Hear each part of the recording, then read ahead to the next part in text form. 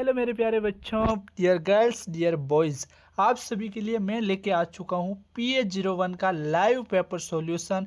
इस वीडियो को देखने के बाद आपको अन्य कोई भी वीडियो देखने की आवश्यकता नहीं पड़ेगी, चाहे आपने अभी तक कुछ पढ़ा हो या नहीं पढ़ा हो। यह है लोक प्रशासन का एग्जाम। सबसे पहले हम जानेंगे 19 लेसन की समरी, फिर समझेंगे हम एक मॉडल पेपर जिसके अंदर से आपको 70 से 80% क्वेश्चन है जो एजिटेड एग्जाम के अंदर देखने को मिल जाएंगे। तो बिना टाइम वेस्ट की वीडियो को स्टार्ट करते हैं। उससे पहले वीडियो को लाइक, चैनल को सब्सक्राइब, बेल आइकन प्रेस करके ऑल पर सेट कर देना, बिकॉज हम बहुत जल्द लाइव लेके आने वाले हैं PA01 का, जिसके अंदर सब कुछ कॉन्सेप्ट क्लियर कर देंगे। तो कुल मिला के कुछ इस प्रकार रहने वाला है हमारा। सबसे पहले जैसे आपका PA01 जो कि है लोक प्रशासन यानी पब्लिक एडमिनिस्ट्रेशन, इसके अंदर बिगिनर टू एडवांस लेवल की हम पूरी की पूरी समरी जानने वाले हैं। जैसा कि आपका पहला पार्ट है वो है लोक प्रशासन का अर्थ, प्रकृति और क्षेत्र। तो सबसे पहले हम जानते हैं क्या लोक प्रशासन का अर्थ क्या होता है। 2 नंबर का क्वेश्चन आएगा एजिटेड। तो लोक प्रशासन का मतलब होता है सरकार द्वारा बने गए नियमों, योजनाओं और नीतियों को जनता तक सही तरीके से पहुंचाना और लागू करना। लोक प्रशासन क्या है? जो सरकार नीतियाँ और कानून बनाती है वो लोगों तक पहुंचाना और लोगों के ऊपर अप्लाई करना। That's clear. फिर है साथियों, सरल शब्दों के अंदर जानोगे तो सरकार जो निर्णय लेती है उसे जमीन पर लागू करना या लोगों पर लागू करना ही लोक प्रशासन है। अब समझ में आ गया? कोई डाउट नहीं है? ठीक है। लोक प्रशासन वो प्रक्रिया है जिसके द्वारा सरकारी कार्यों को व्यवस्थित रूप से चलाया जाता है। ठीक है। अब इसकी प्रकृति क्या है वो जानते हैं। और लोक प्रशासन मुख्य विशेषताएं कौन कौन सी है? सबसे पहली है सार्वजनिक सेवा से ये जुड़ा होता है, यानी समाज की सेवा से जुड़ा होता है। स्थायी व्यवस्था होती है इसके पास। नियमों पर यह आधारित होता है क्योंकि जो कार्यपालिका सरकार नियम बनाती है वही तो लोगों पर लागू करती है ना। और इसका उद्देश्य रहता है जन कल्याणकारी और यह राजनीतिक नियंत्रण में होता है। ठीक है, समझ में आ रहा है अच्छी तरीके से। अब इसका क्षेत्र कहाँ तक है वो जानते हैं सबसे पहले। तो लोक प्रशासन के अंदर साथियों सबसे पहला नीति क्रियान्वयन आता है, फिर आता है सरकारी विभाग, उसके बाद आता है प्रशासनिक निर्णय, फिर आती है सार्वजनिक संस्थाएं और फिर आता है साथियों विकास कार्यक्रम। परीक्षा के अंदर साथियों आपके 5 से 10 नंबर के अक्सर यहीं से क्वेश्चन पूछे जाते हैं। इसी प्रकार हमने आपके टोटल 19 लेसन की समरी है जो इस PDF के अंदर डाल दी है। PDF कैसे मिलेगा वो तो मैं वीडियो के अंत में बताऊंगा। उससे पहले 2 secret plus direct model paper की तरफ ले चलता हूँ। अभी तक शेयर नहीं किया है तो शेयर कर दे दोस्तों के साथ ताकि वो भी अपना भला हो सके। तो अब हम समझने वाले हैं मॉडल पेपर 1 साथियों, जिसके अंदर से आपको 60 से 70% एजिटेड क्वेश्चन देखने को मिलेंगे। सबसे पहले आपके पास 3 घंटे रहने वाले हैं। 70 नंबर का पेपर होगा गुरु। ठीक है। सेक्शन A के अंदर 7 क्वेश्चन आएंगे, प्रत्येक क्वेश्चन 2 नंबर का होगा। टोटल 14 नंबर का खंड होने वाला है। ठीक है। लोक प्रशासन की परिभाषा लिखिए। पहला क्वेश्चन आ गया, मैंने बोला ना 2 नंबर का आएगा। लोक प्रशासन सरकार की नीतियों को लागू करने तथा जन कल्याणकारी कार्यों के संचालन की प्रक्रिया है। That's clear. अगला क्वेश्चन है विकास प्रशासन क्या है? विकास प्रशासन वह प्रशासन है जो सामाजिक एवं आर्थिक विकास के लिए कार्य करता है। विकास प्रशासन क्या है? वह प्रशासन है जो सामाजिक एवं आर्थिक विकास के लिए कार्य करता है। तीसरा क्वेश्चन है बजट का अर्थ बताइए। जो अभी बजट हमारा पारित हुआ था फरवरी के अंदर, अभी थोड़े दिन पहला, जो कि सीतारमण ने किया था, उससे बजट का अर्थ क्या होता है? सरकार की वार्षिक आय व्यय की योजना, यानी इस साल वो क्या करने वाली है उसका पूरा लेखा जोखा। ठीक है। अगला क्वेश्चन है नौकरशाही क्या होता है? नौकर का मतलब होता है गुलाम और शाही का मतलब होता है सरकार, यानी सरकारी गुलाम। यानी नौकरशाही की प्रशासनिक अधिकारियों की वो व्यवस्था है जो नियमों के अनुसार कार्य करती है। ठीक है, गवर्नमेंट कर्मचारी।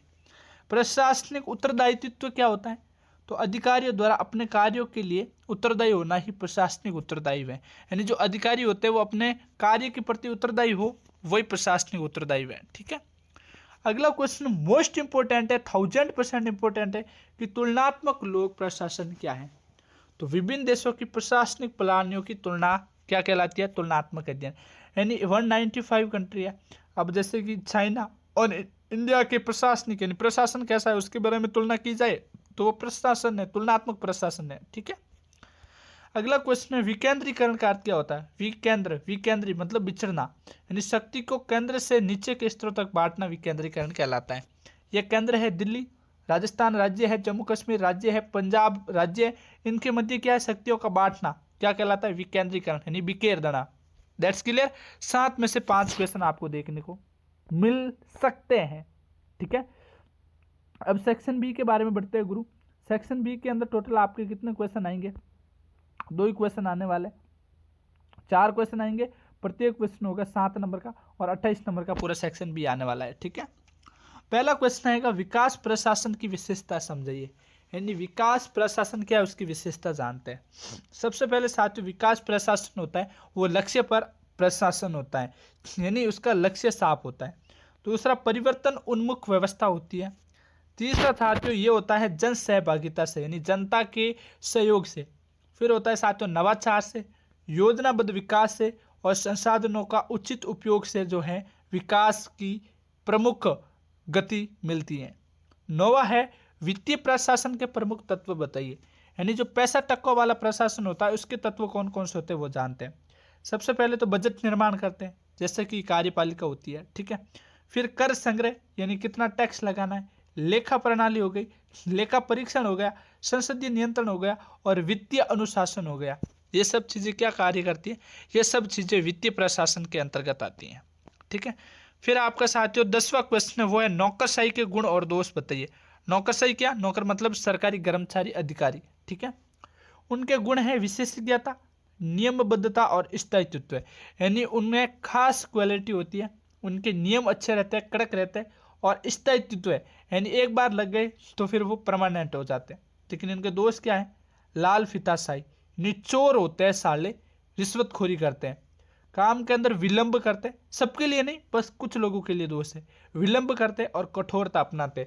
कोई आम आदमी चला गया हो तो उसकी बराबर कर देते हैं, है ना। ये होते हैं नौकरशाही के। प्रशासनिक सुधारों की आवश्यकता समझाइए। प्रशासनिक सुधारों की आवश्यकता क्या है? भ्रष्टाचार नियंत्रण, यानी जो भ्रष्टाचार करे खाउन खंडा उसको लाते मारे, थापा मारे, ठीक है। दक्षता वृद्धि, पारदर्शिता, यानी जो वो कांड करे उसको दर्शाया जाए, अभी तो सोशल मीडिया के अंदर दर्शाया जाता है। तकनीकी का उपयोग किया जाए और सेवा का गुणवत्ता हो जाए, इसने प्रशासनिक सुधार हो सकते हैं और भ्रष्टाचार नेताओं के बराबर लग सकते हैं, ठीक है।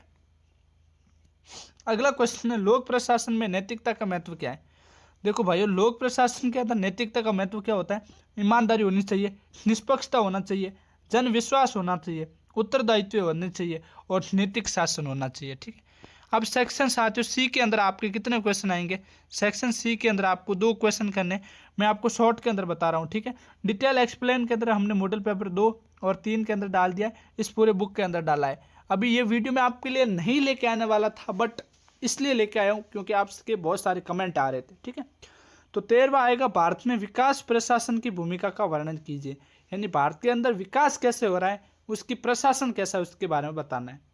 तो भारत में विकास प्रशासन ने पंचवर्षीय योजनाओं जो कि 1951 से चली थी, 5-5 साल का गैप के मध्य, ग्रामीण विकास कार्यक्रमों, स्वास्थ्य, शिक्षा, रोजगार और गरीबी उन्मूलन महत्वपूर्ण भूमिका निभाई है।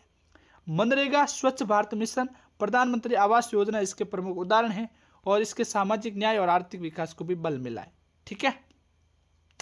वित्तीय प्रशासन की समस्याएं एवं सुधार उपाय बताइए।